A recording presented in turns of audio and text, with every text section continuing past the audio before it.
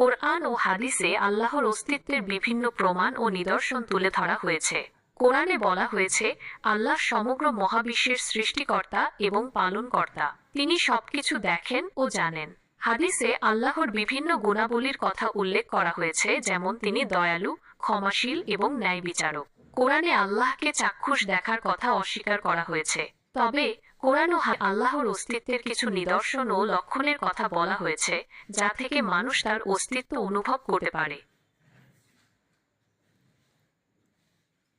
হ্যাঁ, যেগুলো মাধ্যমে মানুষ তার অস্তিত্বর অনুভব করতে পারে, এই বিষয়গুলোই তুমি একটু আলোচনা করে দাও।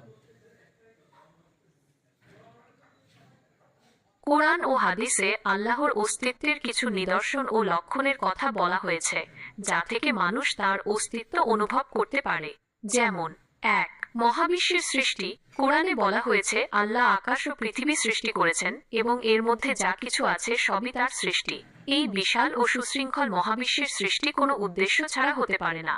২. প্রাকৃতিক নিয়ম। সূর্যোদয় ও সূর্যাস্ত, ঋতু পরিবর্তন, বৃষ্টিপাত, এই প্রাকৃতিক নিয়মগুলো আল্লাহর ক্ষমতার নিদর্শন। এগুলো আপনা আপনি তৈরি হয়নি।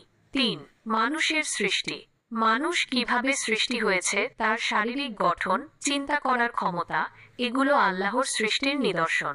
৪. মানুষের অন্তরের অনুভূতি। মানুষের মনে ন্যায় অন্যায়, ভালো মন্দের যে অনুভূতি কাজ করে, তা ও আল্লাহর অস্তিত্বের এক প্রকার ইঙ্গিত দেয়।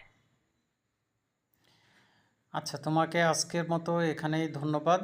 আগামী কাল অথবা অন্য এক সময় আরও প্রশ্ন নিয়ে হাজির হব। সে পর্যন্ত তোমাকে শুভকামনা রইল। ঠিক আছে, আপনার